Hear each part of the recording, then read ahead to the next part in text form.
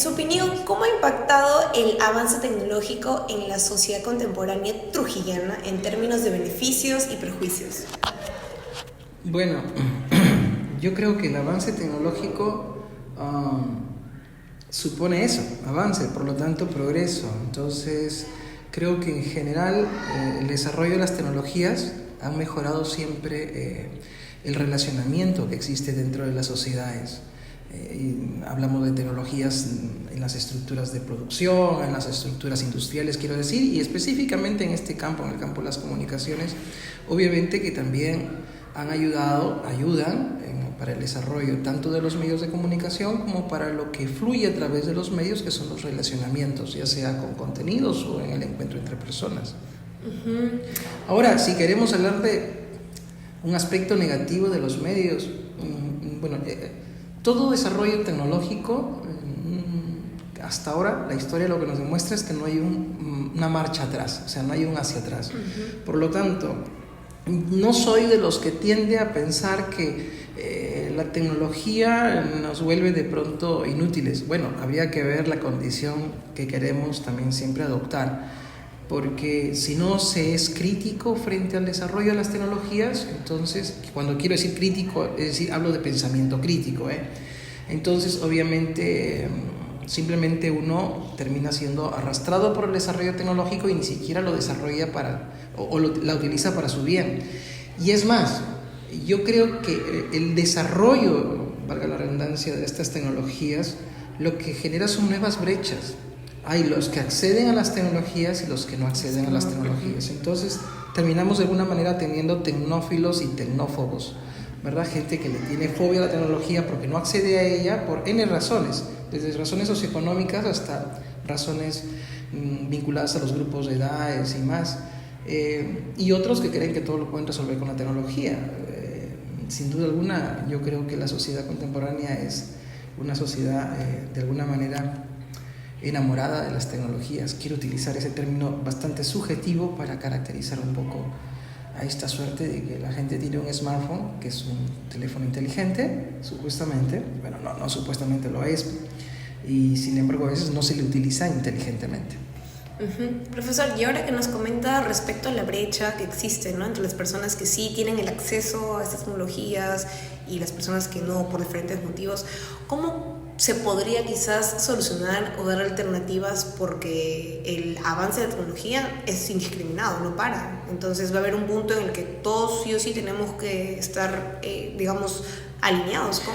Creo que esto se ha venido desarrollando siempre. Yo recuerdo cuando era un niño, y entonces más o menos era la década de los 70, el Mundial de Fútbol de Argentina 78, entonces ya aparecía el televisor a color, y había los que accedían a la televisión o el artefacto llamado televisor a color y los que no. Entonces, mire usted, allí ya se generaba una forma de decir lo que tengo y lo que no tengo, el que tenía teléfono en casa y quien no tenía teléfono en casa.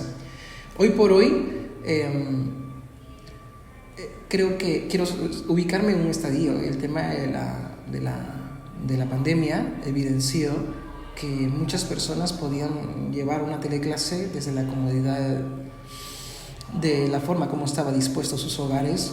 Me refiero arquitectónicamente, como estructura, y quienes no, quienes podían, ya esto dejando la estructura de lado, quienes podían acceder a un ordenador en cualquiera de sus características, y quienes no, y quienes pues tenían que utilizar un teléfono y buscar un lugar donde había un poco de señal para escuchar una clase. Entonces esos elementos, y quien no, sencillamente quien no. Entonces creo que tiene usted ahí un ejemplo de cómo es que el acceso a las tecnologías generan brechas, y creo que esto se sigue dando. O sea, y además es como... Creo que hay otro elemento más para analizar. Todos estos elementos son complejos, pero las personas a lo largo de su vida adquieren competencias para vivir en sociedad.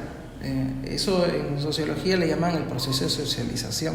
Entonces, todos socializamos desde que nacemos hasta que de alguna manera es el final de la vida, seguimos socializando de manera activa o pasiva. Y cuando nosotros queremos hablar de las tecnologías, de cómo estas sirven también para este proceso de socialización, es decir, sirven para la vida, nos damos cuenta de que no todos tienen los recursos socioeconómicos para acceder a la mejor de ellas, y dos, a un elemento que es hoy indispensable para el uso de estas tecnologías, que es la Internet, ¿verdad? Cuando nos hablamos, quiero decir, cuando nos referimos a las tecnologías de la información y comunicación. Entonces, ahí también viene otro elemento. O sea, usted puede ver en un aula, dependiendo de los segmentos socioeconómicos, donde uno puede decir, a ver, porque sabes que los jóvenes están usando el teléfono y están inquietos con el teléfono, y le dices, vamos a buscar un significado, vamos a buscar un concepto, y hay el que tiene datos y el que no tiene datos. Y lo mismo pasa en los hogares, y lo mismo sigue pasando con las condiciones con las que uno usa. Solo para hablar ahí del acceso y uso. Otra cosa es la capacidad de usar, que es otra cosa, ¿verdad? Es como si uno en los años 70 compraba una lustradora y no te dabas cuenta que la lustradora podías cambiar los rodillos para N opciones para limpiar el parquet, pero además también cumplía una función de succión como aspiradora. Entonces a veces no se colocaba la bolsa para aspirar, y entonces era todo un drama utilizar un artefacto. Entonces también sucede hoy en día, O sea, el hecho de que tengamos el acceso a los recursos tecnológicos no significa que necesariamente los sepamos usar. Que tengamos el conocimiento de... Claro, el conocimiento para utilizarlos. O sea, la palabra que usted utiliza, conocimiento, precisamente es la capacidad crítica que debemos tener, ese pensamiento crítico que debemos tener, y la capacidad crítica para usar adecuadamente las tecnologías de la información. Por ejemplo, en un mundo de desarrollo donde el punto ahora más alto de ese desarrollo tecnológico es no un elemento tangible de hardware, sino de software, como es la inteligencia artificial. Profesor, y ahora que justo también mencionó el tema de que se ve cómo los alumnos utilizan los celulares, y había una frase que había escuchado que decía, el celular es como ya una parte de ti, ¿no? De tu cuerpo, porque estamos en constante, uso, para no decir otra palabra. ¿Encuentra alguna consecuencia a nivel, digamos, mental con respecto al bienestar emocional de los alumnos, de las personas que utilizan cada vez más el celular? Yo creo que dos cosas o más allí. Uno es que los problemas psicológicos, si es que queremos verlo, o los factores psicológicos que caracterizan a las generaciones y a las sociedades, hay que comprenderlos de su época. Yo tenía un profesor de historia de los medios, un gran profesor, José Perla Naya, que me decía que el hombre vive más o menos como en una fábula. En esa fábula, que es la fábula del simio informatizado, hay un momento en que el hombre se cuestionaba sobre la imagen. La figura era la siguiente, pues que era un simio que de pronto se acercaba a una suerte de charco y miraba allí y no sabía que lo que veía era él, pero no se quedaba en ello, iba a buscar, chapoteaba para hasta buscar qué es eso que se refleja ahí o que se ve allí, quiero decir, porque no sabía que era su reflejo. Claro. Pero creo que hoy en día pasa lo mismo. O sea, el hombre, así como ha tenido esa capacidad de buscar, hay un momento en que me parece que hay cierto letargo generacional, que no hay que escandalizarnos, me parecen los ciclos, porque paralelo al simio informatizado que me contaba José, me hablaba del mito del eterno retorno, y pues en esa secuencia, es que no es esto que voy a decir, no es el mito del eterno retorno, pero lo que quiero decir es que los episodios son cíclicos. Todas las grandes revoluciones, todas las grandes transformaciones han venido acompañadas siempre de una suerte de, vamos a llamarle así, colisión con las estructuras de poder. Entonces, antes el poder era visible, hoy el poder no es visible. Nosotros estamos envueltos en relaciones donde, obviamente, decir que la presidente o el gobernador tiene poder es una cuestión de poder político, pero me estoy refiriendo al poder que existe tras de todo este mundo hiperconectado, ¿verdad? Tras este mundo de la sociedad REC. Entonces, hay poder que está detrás y que no visibilizamos. Antes, como digo, el poder político y económico lo visibilizabas y conflictuabas. Hoy no se visualiza. Entonces, no estamos en el panóptico, de alguna manera en el panóptico de Foucault, pero estamos sí, de alguna manera, conscientes de que hay algo, quizá lo intuimos, que no visibilizamos o visualizamos, como que es el poder, y entonces como que las generaciones parecen dormidas, pero en la medida que las generaciones van a ir madurando en su relación con el conocimiento, entonces van a evidenciar esa madurez. Entonces me parece que estamos en un proceso que obviamente se habla de generaciones de cristal y todo esto, pero que no nos vamos a quedar ahí, salvo estemos asistiendo a una metamorfosis, transformación o finalmente extinción del sapiens. Obviamente no es que esto no es de la noche a la mañana, claro, y también son procesos largos. Entonces me parece que en ese sentido hay que ver, por ejemplo, los jóvenes que reclaman, gritan muchas cosas, protestan y todo, y lo hacen en un marco de una libertad que se ha generado debido a este contexto de democracia en el que vivimos, en un contexto más liberal en el que estamos. E incluso, como usted dice, liberal, pero permítame, y no es que quiero entrar en una contradicción o confrontación de argumentos, sino que me parece que no todos los jóvenes, no todos comprenden qué es la democracia e incluso qué es lo liberal, qué es una democracia liberal. Entonces, por eso incluso algunas jóvenes en el contexto político último en la Argentina conectaban con Milei, no porque comprendieran muchos el tema de la democracia y el tema de las ideas liberales, sino por la forma como él reaccionaba frente al sistema. A esto voy. En algún momento el hombre va a mirarse en el charco de la historia y va a decir, oye, esto que veo, esto soy. Entonces va a reaccionar. Entonces me parece que más que identificar solo la aparente crisis de los cuadros de las nuevas generaciones, lo que debe hacerse para responder a las exigencias de la historia es cómo ayudamos a que estas nuevas generaciones, precisamente en un contexto donde incluso, insisto, la inteligencia artificial, por ejemplo, gana cada vez más espacio, entonces podemos ayudar a que desarrollen su pensamiento crítico, porque de esa manera van a poder también ellos confrontarse con su historia, con la historia, con el pasado y con el destino, con el futuro. Y poder aportar en la sociedad, definitivamente. Sin duda alguna, el ser humano ha afrontado siempre y ha aportado. La historia de la humanidad siempre parece que hay una crítica y dice todo tiempo pasado fue mejor. Yo creo que eso es como la retrotopía, no es que esto diga Bauman, pero esto es como que uno dice, claro, una retrotopía, no es una utopía hacia adelante, sino como tuviéramos la capacidad de mirar como fue antes. Qué bonito fueron los 80 para nosotros, ¿eh? Y ustedes dirán en 30, 20 años, dirán qué simpático eran la década de los 20, porque ustedes son de un nuevo siglo. Y entonces, es así, toda generación tiene sus características y el ciclo de la historia no se detiene en una generación. Vendrá otra u otra y finalmente alguna tiene que reaccionar, porque el hombre es así. El hombre es un ser, el ser humano, quiero decir, es un ser que hasta ahora lo que ha evidenciado es que siempre se ha movido por el deseo de algo. Yo aprendí con un catedrático que lo que mueve la historia es el deseo, y a veces no somos conscientes de ese deseo. Vivimos simplemente, sí, libertades, democracia, sí, ¿y qué es? Y en algún momento de la vida te asiste hasta el deseo de comprender tu propia vida, el sentido de tu vida.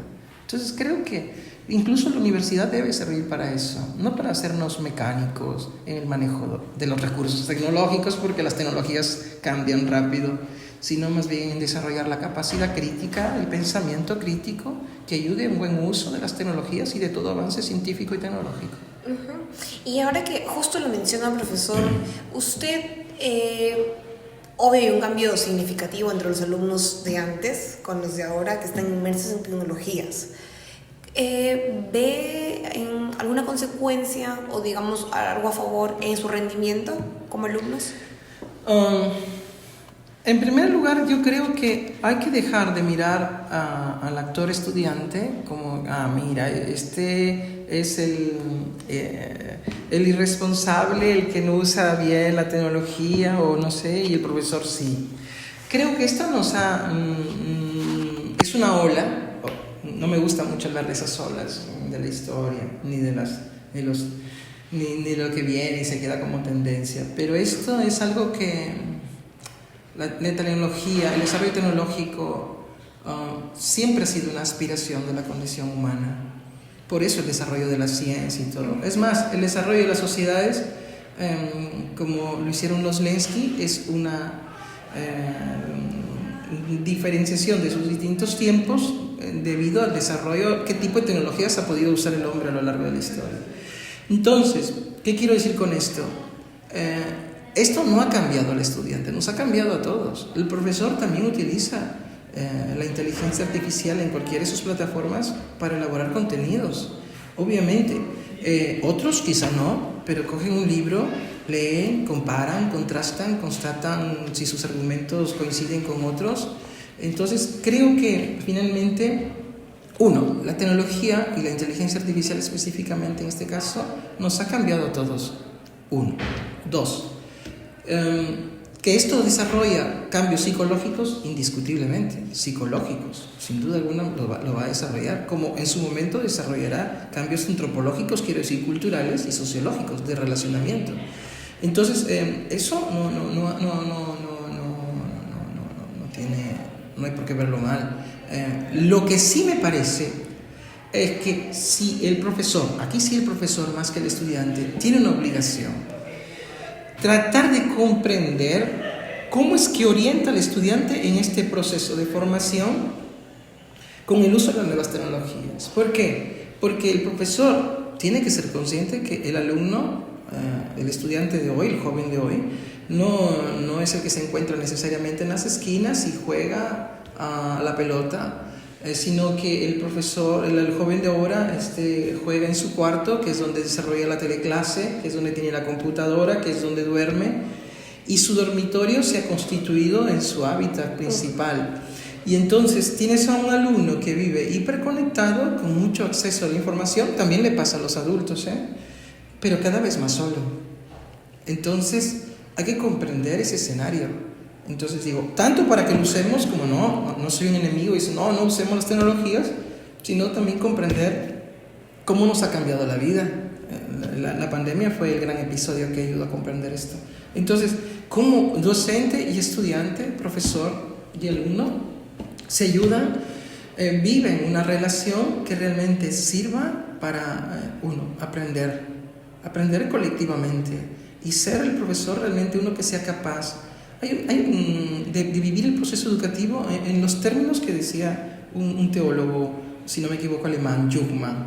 Jungmann decía que la educación es la introducción a la comprensión de la realidad. Y yo creo que en ese sentido el docente y el estudiante se introducen en la comprensión de la realidad. Obvio, el docente va adelante, ¿cierto? Tiene un trabajo un poco más grande en realidad. Aparentemente, porque a veces una pregunta de un estudiante te desafía tanto que te demuestra que te habías quedado unos pasos atrás y tienes que ir nuevamente hacia adelante. Porque esa es la vida, no es que uno lo sabe todo, uno es desafiado constantemente y no hay que temer a eso. Profesor, y como última pregunta, enfocándolo, viéndolo desde un punto de vista sociológico, ¿cómo cree que las tecnologías en la actualidad están remodelando la naturaleza y la conducta de las personas? Es que lo que caracteriza a la sociedad como definición no es que sea un conjunto de personas, sino que es las relaciones que existen entre las personas. Las relaciones son complejas, sentimentales, emocionales, quiero decir con eso, psicológicas, religiosas, históricas, políticas, etc. Entonces, creo, ahí sí, cuando dices el término cultural, yo recojo ese término cultural para meter en ese bolsón, en esa mochila que llamamos cultura, todos estos aspectos. Porque el hombre lo que construye a partir de estas relaciones es cultura, es decir, es un modo de vida. Tú tienes a los musulmanes con sus formas de vida, a los católicos con sus formas de vida, A los amigos luteranos con sus formas de vida, salgamos de esos elementos religiosos, étnicos religiosos, y miremos, tienes a Maxés, a Xanincas, Chipivos, Aymaras con sus formas de vida, tienes trujillanos distintos que arequipeños, aunque tengan rasgos comunes, todos los tenemos. Entonces, imagínate, antes, ¿qué sabíamos de muchos grupos étnicos que hoy pueden hacerse visibles a través del uso de las tecnologías? Entonces, me parece que las tecnologías ayudan en ese proceso de relacionamiento. Obvio, también hoy nos ha transformado la vida, porque tú le preguntabas un instante a mi hijo y le decía, avísame cuando llegas a la casa. Entonces, esto no lo podía hacer. Entonces, creo que de alguna manera también nos genera nuevas emociones, nuevas inseguridades, ¿verdad? Y a la vez nuevas seguridades, es decir, cercanías. A las 9 de la noche suele llamarme mi madre por teléfono, y a veces, si estoy no acompañado, sino solo, suelo hasta verla en una videollamada y decirle buenas noches.